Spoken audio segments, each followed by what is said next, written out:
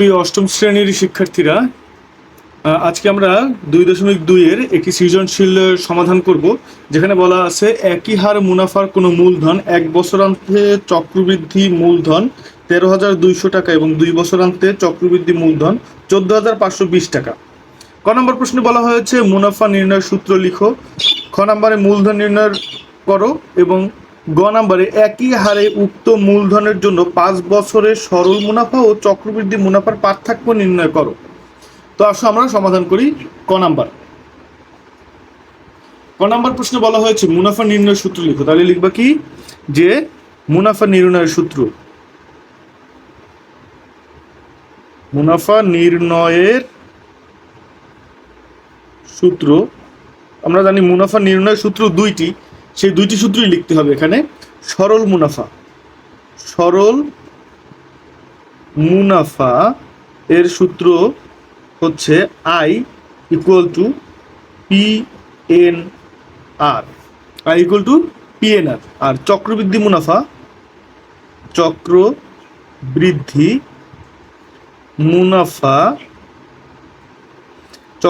মুনাফার সূত্র হচ্ছে P ইন্টু 1 যোগ R to the power N। এটা হচ্ছে চক্রবৃদ্ধি মূলধন, এখান থেকে মূলধনটা আমি বাদ দিব, P হচ্ছে মূলধন।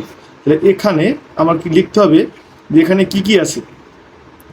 এখানে P ইকুয়াল টু কি আসল, তারপরে N ইকুয়াল টু কি সময় মানে বছরে, সময় হচ্ছে বছর, আর R ইকুয়াল টু কি মুনাফার হার,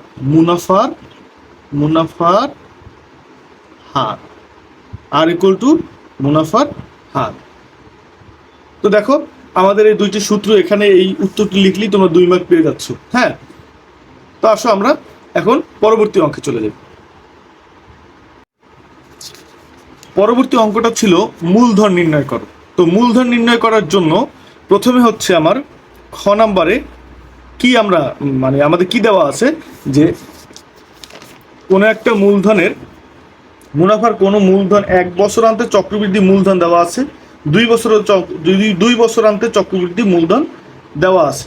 তাহলে 1 বছরান্তে চক্রবৃদ্ধি মূলধন আর 2 বছরান্তে চক্রবৃদ্ধি মূলধন আমরা এটা আগে লিখে নিই যে দেওয়া আছে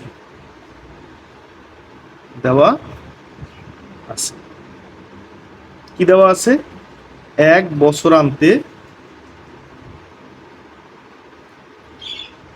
চক্রবৃদ্ধি মূলধন কত C1 কত 13,200 টাকা, 13,200 টাকা।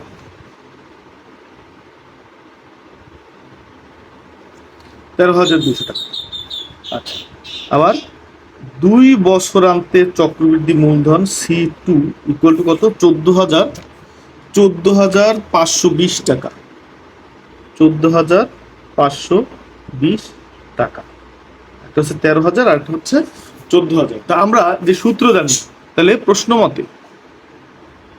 মতে তাহলে 1 বছরান্তে যেটা আছে, তাহলে P 1 যোগ R হোল টু দি পাওয়ার 1 বছরান্তে তার টাকা কত 13,200। এটা হচ্ছে 1 নং দিব। আবার 2 বছরান্তে মানে 1 যোগ R to the power N এর মান 2 ইকুয়াল টু 14,520। এটা হচ্ছে 2 নং। এখন কি করব 2 ভাগ 1 করি, 2 নংকে 1 নং দ্বারা ভাগ করব। তাহলে কিভাবে করব 2 নং আগে লিখব P 1 যোগ R to the power square divided by P 1 যোগ R। এই 1 থাকলে সেটা লেখার দরকার পড়ে না। তারপর এখানে সংখ্যা কি আছে 14,520 ডিভাইডেড বাই 13,200। এখন যদি আমরা ভাগ করার চেষ্টা করি, তাহলে কিভাবে করব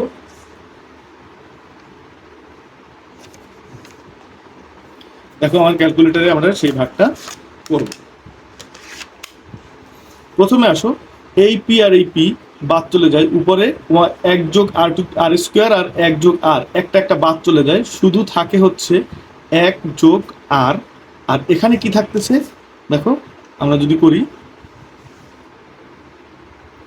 এখানে কি আছে 14,520, 14,520 ভাগ কত 13,200, কত আসে, কত আসে 1.1, কত আসে 1.1। তাহলে আমরা 1+r এর মান পেয়েছি 1.1। আমরা মুনাফার হার বের করতে পারি, আর এর মান, আর এর মান, তাহলে আর ইকুয়াল টু কত 1.1 বিয়োগ 1, বা আর ইকুয়াল টু 0.1। এটা হচ্ছে মুনাফার হার। সুতরাং মুনাফার হার কত 0.1, আর ইকুয়াল টু 0.1। আচ্ছা, এখন আমার বলছি কি প্রশ্নে মূলধন নির্ণয় করতে। তাহলে এই যে দুইটি সমীকরণ আছে সেখানে আমরা আর এর মান যে কোনো একটা বসাই দিই। 1 নং সমীকরণে আর এর মান বসাই, এটা বসালেও পারতাম, 1+r এটার মানও বসাইতে পারতাম। তো আমি এখন বসাই পি 1+r ইকুয়াল টু 13,200। তাহলে পি এর মান তো জানি না, 1+r এর মান 0.1 ইকুয়াল টু 13,200, বা পি ইকুয়াল টু 13,200, এই দুটো যোগ করলে হয় 1.1।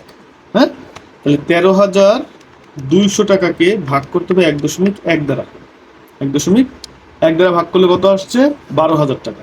তাহলে বা পি ইকুয়াল টু 12,000 টাকা। তাহলে এখন কি লিখবো, উত্তর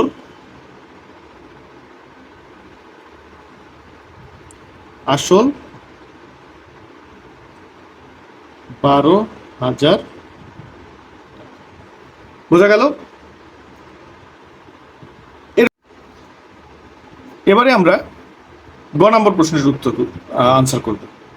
কি আছে, একই হারে, মানে এই যে হারে মাত্র পেলাম, একই হারে উক্ত মূলধনের জন্য 5 বছরের সরল মুনাফা ও চক্রবৃদ্ধি মুনাফার পার্থক্য নির্ণয় করো। তাহলে আমরা এবার লিখব একই হারে, যেহেতু বলছে, যেহেতু গ নম্বরে লিখব খ হতে প্রাপ্ত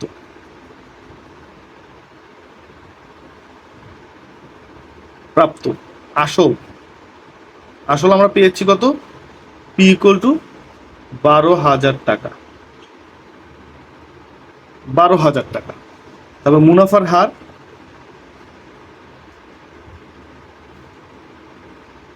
আর এর মান আমরা এইমাত্র বের করছিলাম, এই জন্যই বের করেছিলাম যে পরবর্তী অঙ্কে লাগবে 0.1।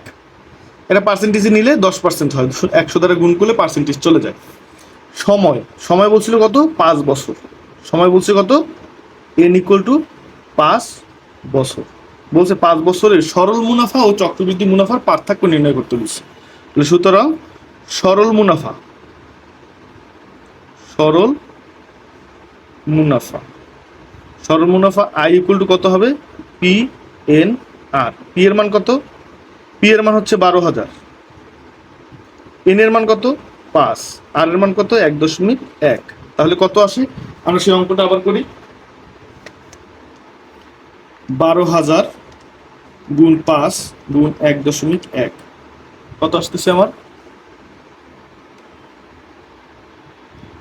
66,000। কত আসতেছে 1.1 না, দুঃখিত, আমাদের এটার মান তো 0.1। হ্যাঁ, আমার এটার মান হচ্ছে 0.1। আচ্ছা, তাহলে 12,000 গুণ 5 গুণ 0.1, মানে 0.1 আর 0.1, 6,000 টাকা, 6,000 টাকা। আর চক্রবৃদ্ধি মুনাফা, সুতরাং চক্রবৃদ্ধি মুনাফা, চক্রবৃদ্ধি মুনাফা, মুনাফার সূত্র আমি এইমাত্র লিখছিলাম, 1 আর to the power 5 minus P. তাহলে পি এর মান কত? পি এর মান কত? এ 5 এর জায়গায় আমরা এন দিব, সূত্রটা যেহেতু লিখতেছি। তাহলে 12,000 1 যোগ 0.1 বিয়োগ 12,000। তাহলে আমার এখানে কত আসে দেখি। এখানে উপরে এন এর মান তো 5, তাহলে 1.1 হয়, এটা যোগ করলে হয় 1.1। তার পাওয়ার আমরা এখান থেকে এটা একটু চাপ দিব, এই যে এক্স এর পাওয়ার দিব কত? 5। তো কত আসতেছে? এটার সাথে গুণ আছে 12,000, সেই 12,000 গুণ দিয়ে দিব। তাহলে আমার মান আসতেছে যেটা, তার সাথে আবার 12,000 বিয়োগ দিয়ে দেব। তাহলে আমার মানটা কত আসতেছে দেখি আমরা, 7,326.12। 7,326.12 টাকা। কিন্তু প্রশ্ন বলছে সরল মুনাফা ও চক্রবৃদ্ধি মুনাফার পার্থক্য। সুতরাং মুনাফার পার্থক্য কত হবে? চক্রবৃদ্ধিটা যেহেতু বড়, তাহলে বড়টা আগে লিখতে হয় বিয়োগ ছোটটা লিখতে হয়, এত টাকা। তাহলে কত থাকে এখানে? 1,326.12 টাকা। এটাই অ্যান্সার, এটাই অ্যান্সার বা উত্তর, এটাই উত্তর। আশা করি তোমরা সবাই বুঝতে পেরেছো। হ্যাঁ, তো এই অঙ্কগুলো তোমরা বাসায় বা সুন্দর করে প্র্যাকটিস করবা, প্র্যাকটিস করলেই দেখবা অঙ্কগুলো ইজি হয়ে যাচ্ছে। হ্যাঁ, ওকে, আসসালামু আলাইকুম।